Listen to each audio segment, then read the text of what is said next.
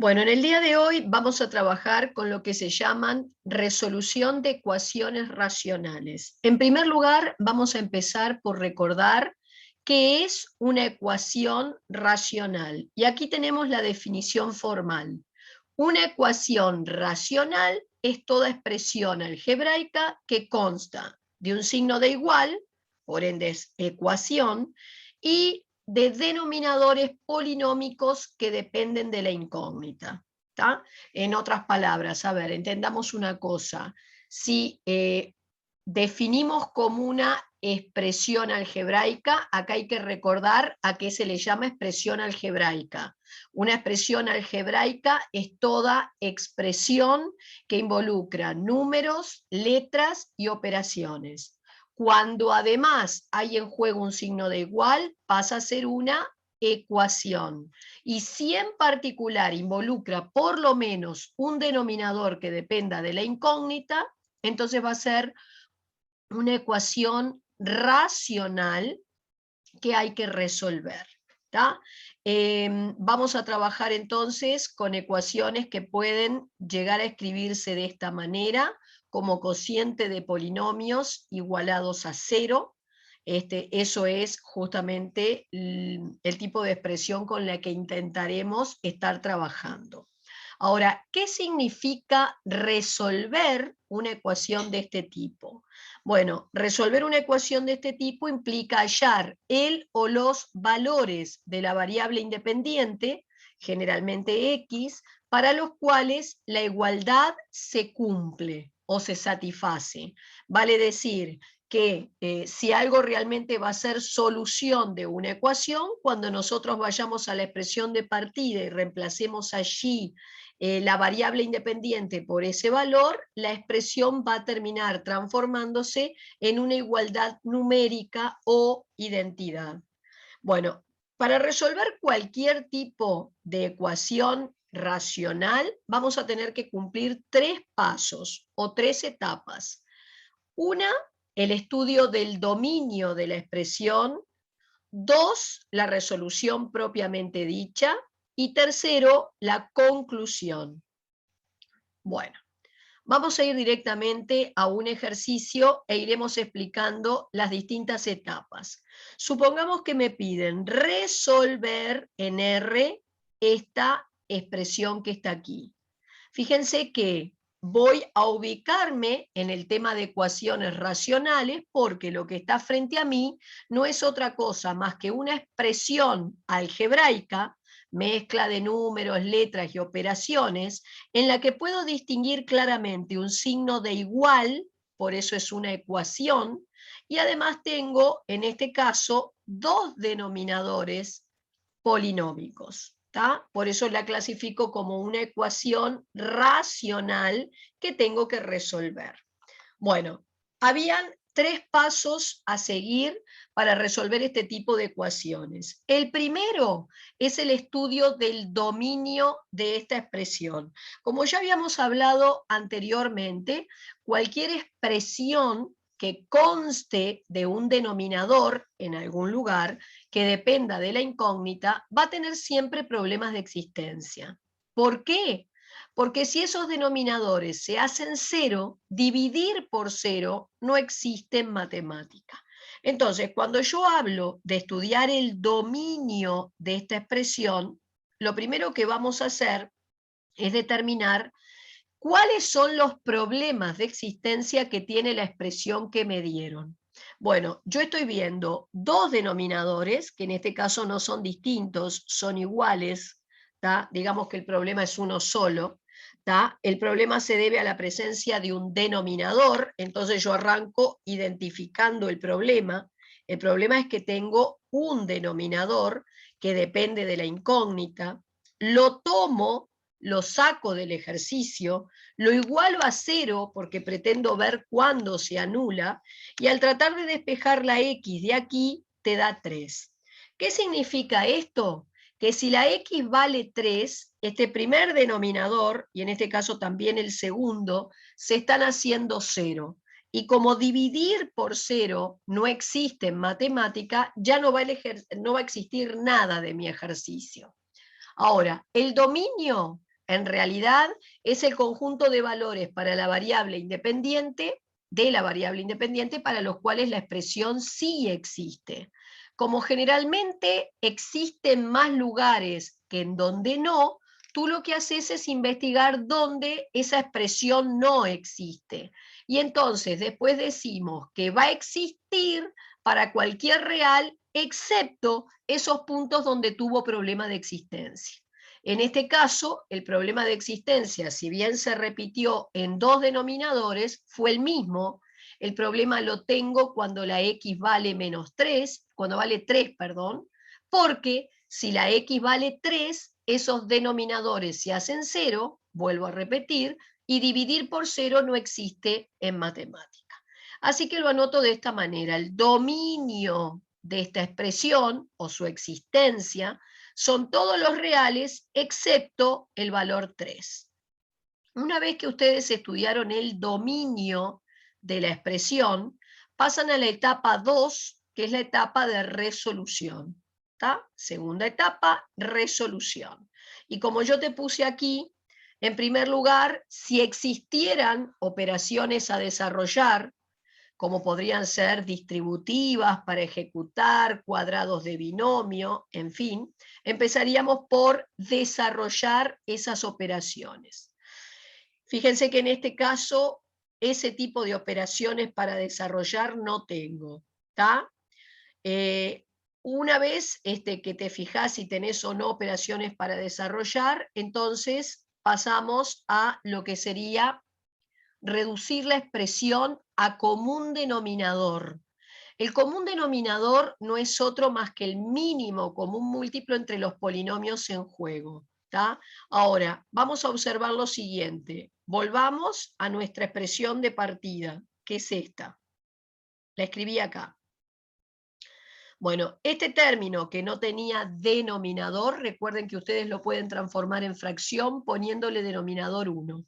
Así que yo lo que debo ahora hacer, como no tengo operaciones para desarrollar, me refiero a distributivas, cuadrados de binomio y demás, lo que tengo que hacer es reducir la expresión a común denominador. ¿Cuál es el común denominador entre x menos 3, 1 y x menos 3? Bueno, no va a ser otro más que el mínimo común múltiplo entre esos denominadores en juego. En realidad yo acá tengo solo dos tipos de denominador, el x menos 3 y el 1, este no lo vuelvo a contabilizar porque es igual al primero. Así que yo busco el común denominador entre estos dos. La regla dice que en este caso el mínimo común múltiplo, estoy hablando de un múltiplo de ambos denominadores, común, y a su vez el más chico de todos, obviamente en este caso va a terminar siendo el producto de ambos, o sea, el x menos 3. Una vez que deciden cuál es el común denominador, entonces yo voy a llevar a ambos lados de la ecuación a ese común denominador, y recuerden que el procedimiento es igual que el que seguimos cuando trabajábamos con números. Mi común denominador se divide por el denominador que tengo y el resultado es por lo que multiplican lo que está arriba. O sea, x menos 3 dividido x menos 3, 1. Multiplico por 1 lo que está arriba y lo dejo escrito. Voy al otro lado del signo de igual y repito el procedimiento.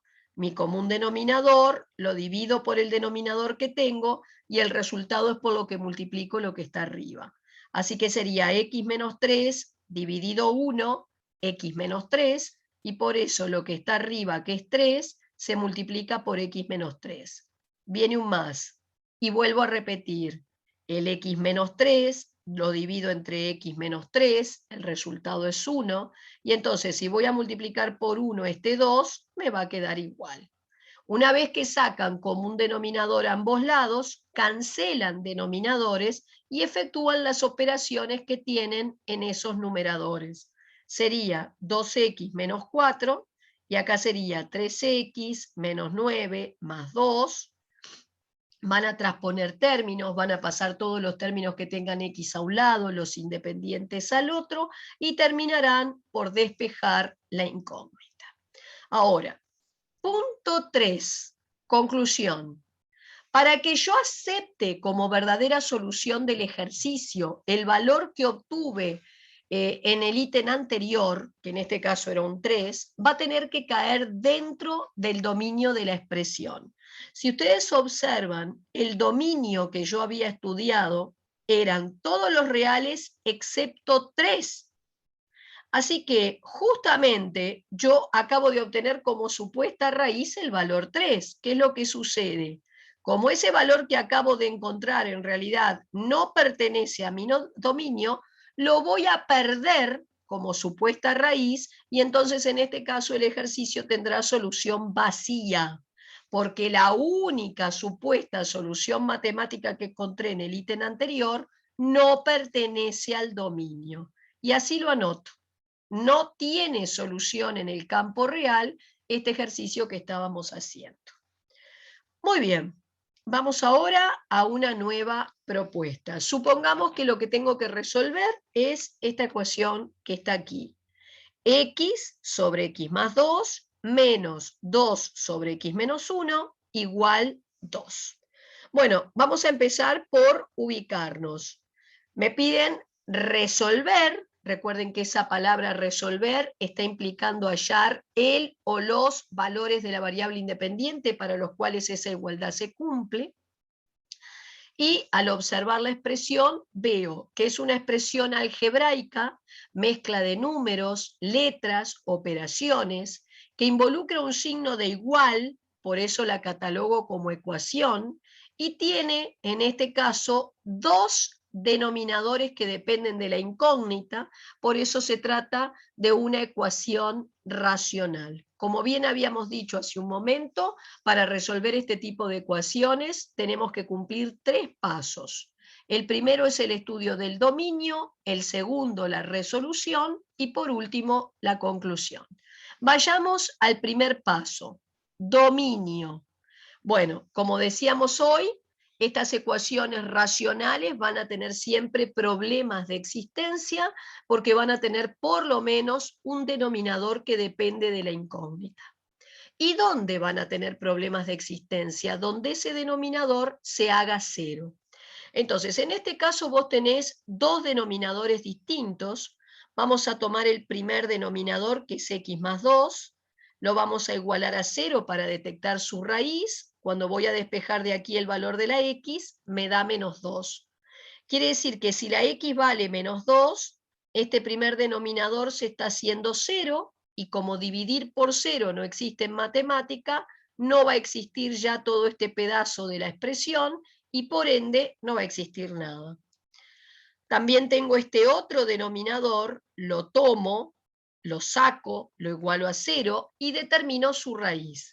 Esto me dice que si la x vale 1, ahora se estaría haciendo 0 este denominador. Dividir por 0 no existiría esta parte del ejercicio y por lo tanto no existiría nada. Así que nuestro dominio, que sería el conjunto de valores de la variable independiente para los cuales la función sí existe, serían todos los reales excepto el menos 2 y el 1, que fue donde se presentaban esos problemas. Muy bien. Terminado de analizar nuestro dominio, nos vamos a la etapa de resolución.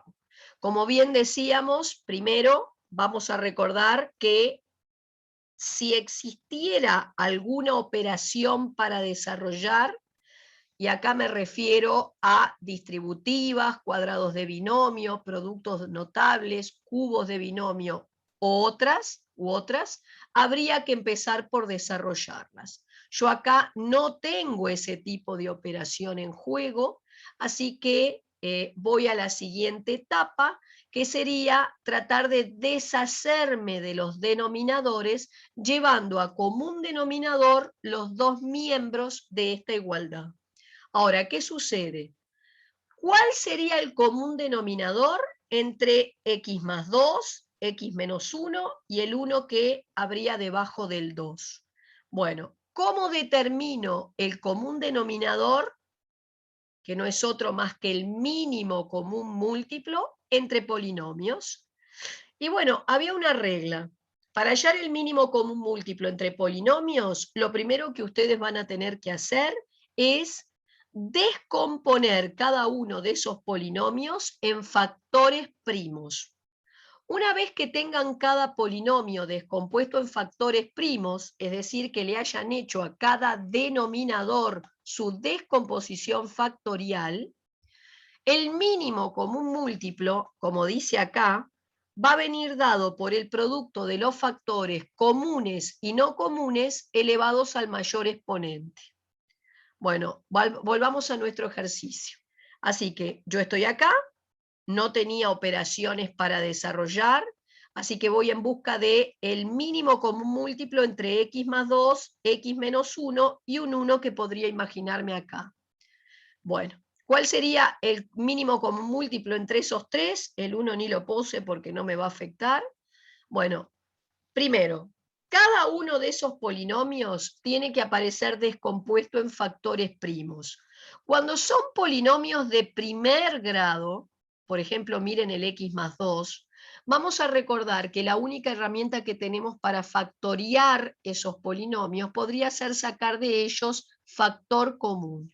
Acá los dos términos que tiene este polinomio de primer grado no tienen nada en común, no puedo sacar factor común y por lo tanto considero a esa expresión, a este polinomio de primer grado, como primo, es decir, no admite escribirse de otra manera.